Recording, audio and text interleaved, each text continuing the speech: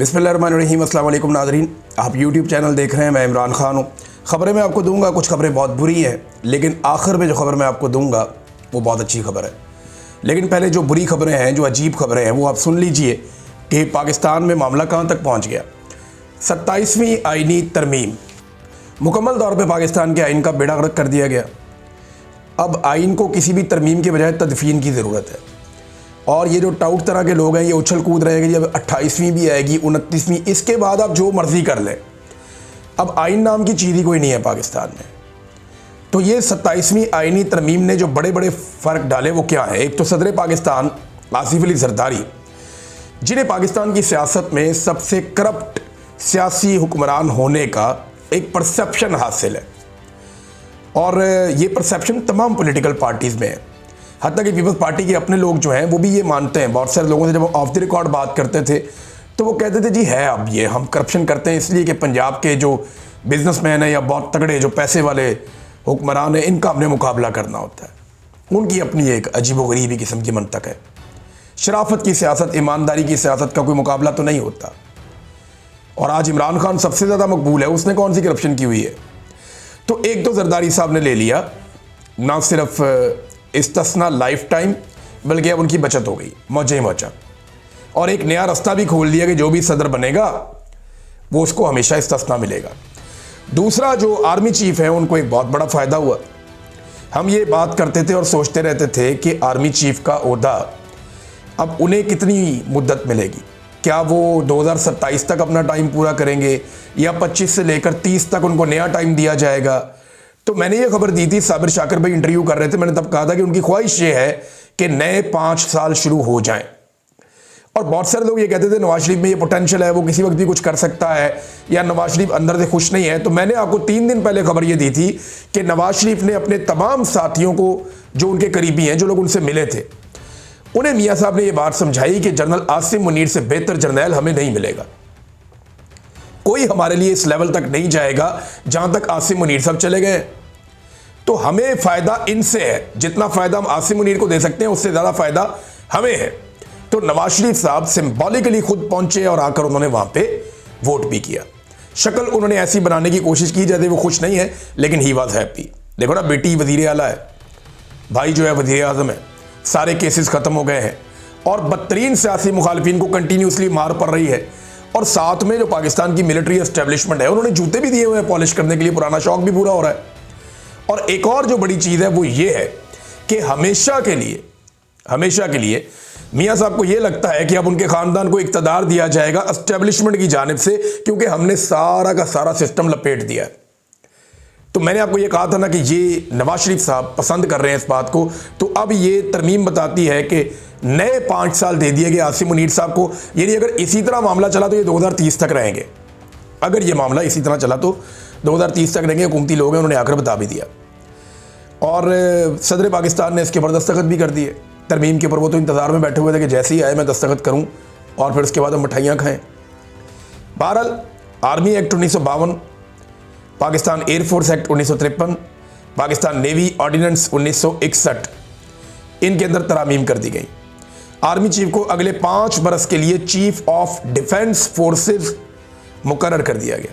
Field marshal chief of defence forces हैं, यानी फौज के सरबराह तीनों फौजों के, और उन्हें लाइफ टाइम इस्तिस्ना भी है, लाइफ टाइम उन्हें मुराद भी मिलेंगी। ये है जी लुब्बे लुबाब जो आर्मी चीफ की हैसियत से। बाकी सुप्रीम कोर्ट ऑफ पाकिस्तान का बेड़ा गर्क कर दिया। सुप्रीम कोर्ट अमली तौर पे ख़त्म हो गई है। अब एक आईनी अदालत बनेगी जिसका सरबराह जो है वो सबसे बड़ा जज होगा पाकिस्तान का, और उसके लिए भी मौज लग गई है एक जज साहब की। पहले ज़रा ये खबर देख लें। आर्मी चीफ अगले 5 बरस के लिए चीफ ऑफ डिफेंस फोर्सेज मुकर्रर हो गए, और चीफ ऑफ डिफेंस फोर्सेज की मुद्दत उस दिन से शुरू होगी जिस दिन से नोटिफिकेशन जारी होगा। यानी अगले चंद दिनों में नोटिफिकेशन जारी कर दिया जाएगा। तो 5 साल तक, यानी नवंबर 2030 तक इस कायदे के मुताबिक ये आर्मी चीफ रहेंगे। पहली तो खबर ये है। दूसरा, रद्द अमल के तौर पे अब चीज़ें होना शुरू हो गई।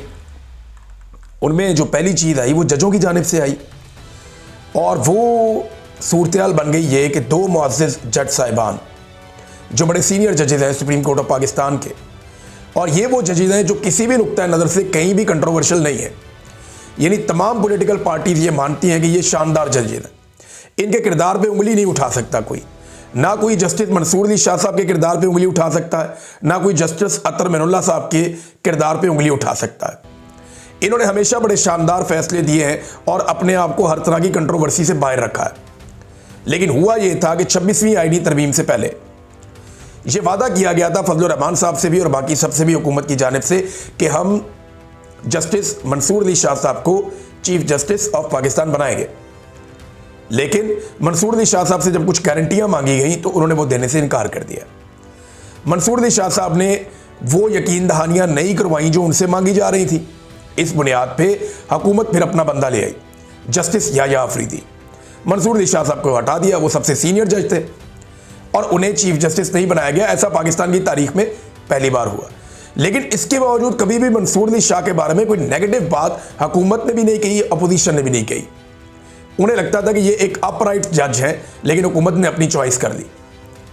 इसी तरह जो जस्टिस अतर मिनुल्लाह है, वो जब वकला तहरीक चल रही थी तो उसमें पॉलिटिकल पार्टियों से, वकला की तंजीमों से सबसे वो कोऑर्डिनेशन में रहते थे। तो अतर मिनुल्लाह साहब बड़े अपराइट इंसान है। बहुत सारी चीज़ों में बाद औक़ात उनसे इख्तलाफ भी रहा बहुत सारे लोगों को।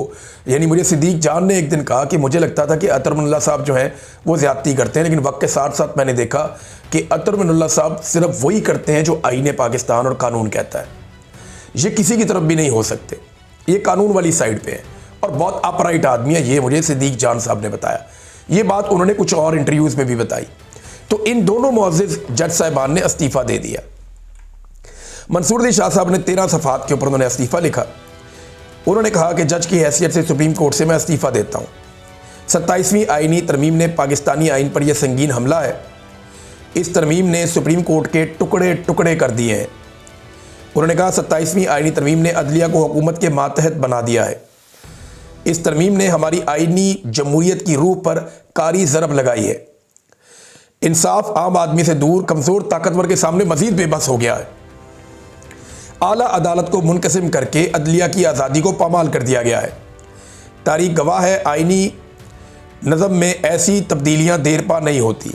मेरे पास 2 रास्ते थे कि मैं एहतजाजन इस्तीफ़ा दे दूँ या ओहदे के ऊपर कायम रहूँ, यानी खामोश रहूँ, तो वो एक तरह की रजामंदी हो जाती। तो उन्होंने फिर इस्तीफ़े वाला रास्ता अपनाया। 27वीं तरमीम ने सुप्रीम कोर्ट का आईनी इख्तियार ख़त्म कर दिया। ऐसी अदालत में रहना मुमकिन नहीं जिससे इसका आईनी किरदार ही छीन लिया जाए। अब तक के लिए इतना ही। अपना ख्याल रखिएगा, अपने इस चैनल का भी। अल्लाह हाफ़िज़।